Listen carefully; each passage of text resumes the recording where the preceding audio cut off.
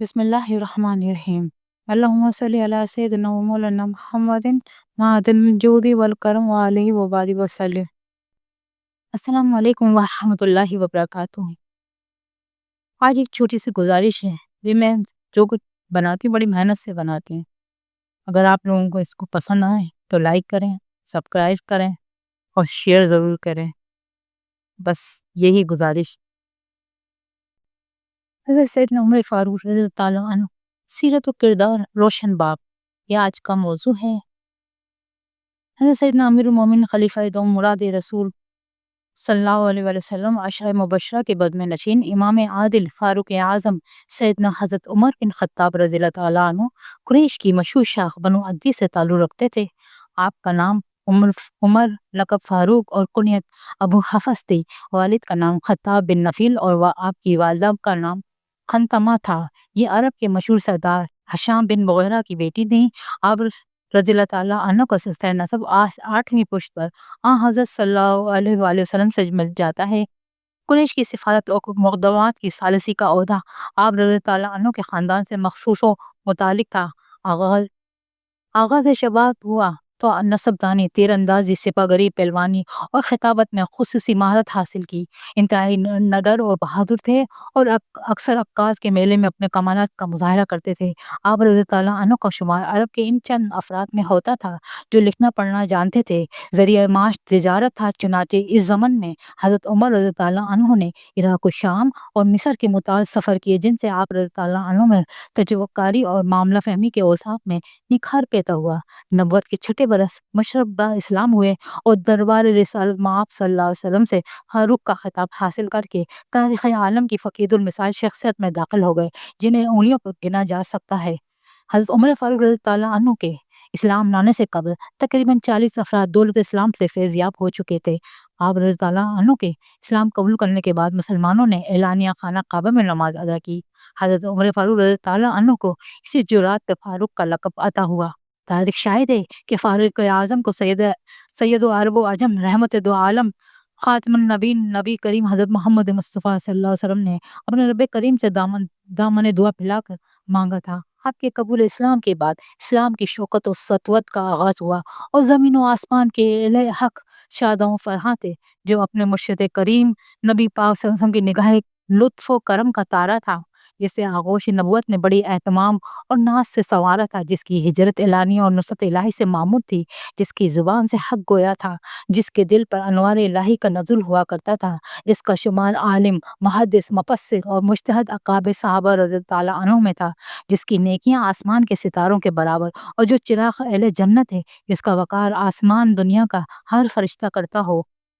اپنے آقا و مولا سے جس کے ادب و نیاز نے عشق کو نیا ذوق و جمال بخشا تھا، جس کے ذرے کی ہیبت سے باطل ہر وقت لرزاں براندام رہتا تھا، جس کے پیوند لگے لباس کے روب سے شاہانہ عالم پر کپ کپی طاری رہتی تھی، جس گلی سے وہ گزرتا وہاں سے ابلیس بھاگ جاتا تھا، جس کی وسیع و عریض سلطنت میں کوئی بھوکا نہیں سوتا تھا، جس کی رعایت رات کو آرام کرتی وہ خود راتوں کو جاگ کر رعایا کی خبرگیری کیا کرتا تھا، جس کی درویشی اور فکر و غیور نے انسانوں کو عزت و نفس اور خودداری کا درس دیا، حق گوئی و بے باکی جس کی سرشت تھی، وہ خود بھی حق گو تھا اور دوسروں کی حق گوئی سے خوش ہوتا تھا، جس کا نامی آج بھی عدل و انصاف، دیانت و امانت، حق گوئی اور بے باکی اور جرأت و استقامت کا جلی عنوان بن کر چمک رہا ہے۔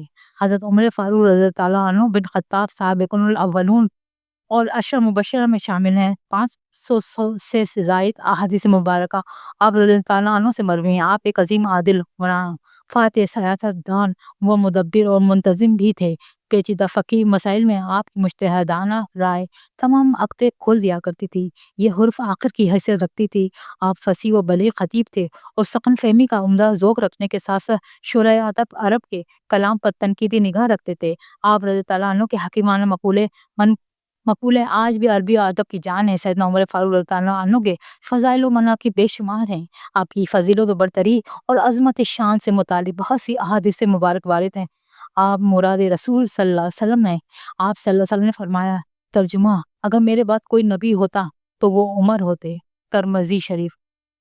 حضرت صلی اللہ علیہ وسلم اور آپ صلی اللہ علیہ وسلم کے اہل بیت اطہار سے سیدنا عمر فاروق رضی اللہ عنہ والے نے عقیدت و محبت رکھتے تھے، جس کے انگنت واقعات تاریخ و کتب و سیرت کی زینت ہیں۔ حضرت صلی اللہ علیہ وسلم کی حیات مبارکہ میں آپ خاتم النبیین صلی اللہ علیہ وسلم کے انتہائی قریب اور مشیر خاص رہے اور تمام معرکوں میں بڑھ چڑھ کر حصہ لیا اور تمام غزوات میں نبی کریم صلی اللہ علیہ وسلم کے شانہ بشانہ رہے۔ سیدنا حضرت ابو بکر صدیق رضی اللہ عنہ کے عہد خلافت میں بھی ان کے دست راست مشیر و قاضی رہے۔ خلیفہ رسول صلی اللہ علیہ وسلم افضل بشر بعد از انبیاء سیدنا حضرت ابو بکر صدیق رضی اللہ عنہ کے وصال کے بعد خلافت راشدہ کی باغ دور سنبھالی اور زندگی کے ہر شعبے میں اصلاحات کی، جن سے اقوام عالم ہمیشہ فیض یاب ہوتی رہیں گی۔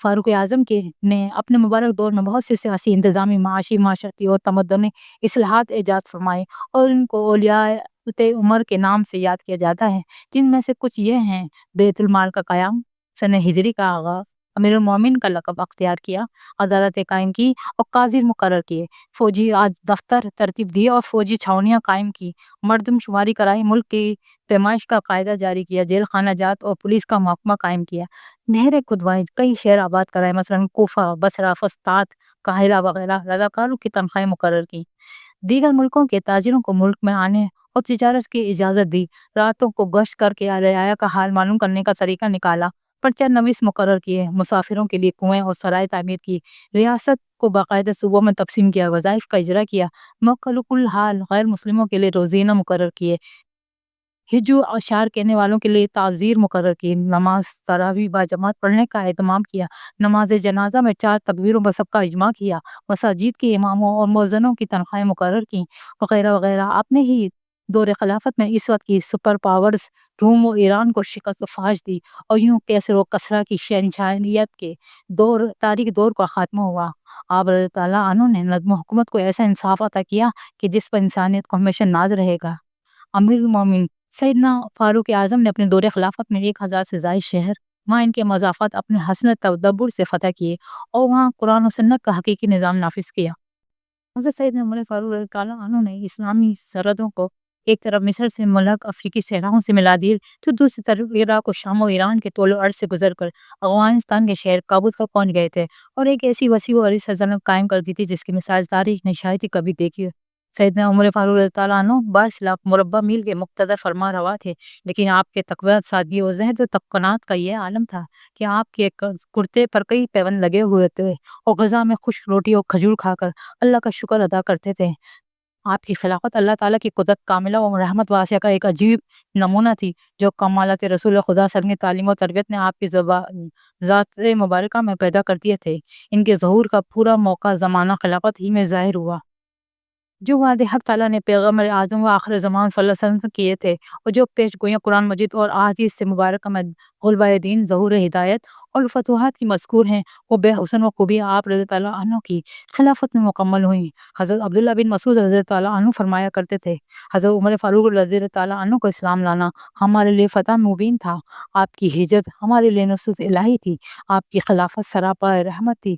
ابن سعد اللہ تعالیٰ کے حضور جواب دہی اور احساس ذمہ داری کا احساس اتنا شدید تھا کہ آپ رضی اللہ عنہ فرمایا کرتے تھے، اگر ساحل فرات پر کوئی کتا بھی بھوک پیاس سے مر گیا تو مجھے ڈر ہے کہ اللہ تعالیٰ کے دربار میں اس کی جواب دہی کرنا پڑے گی۔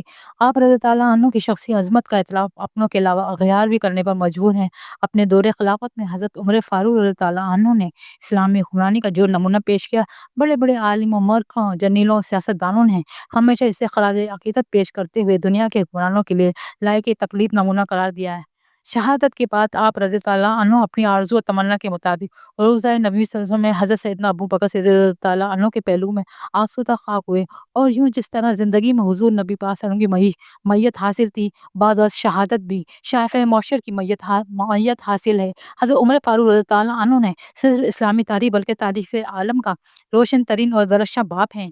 آپ کا نام نامی آج بھی جرأت و استقامت، حق گوئی و بے باکی اور عدل و انصاف کا مہکتا استعارہ اور ضرب المثل بنا ہوا ہے۔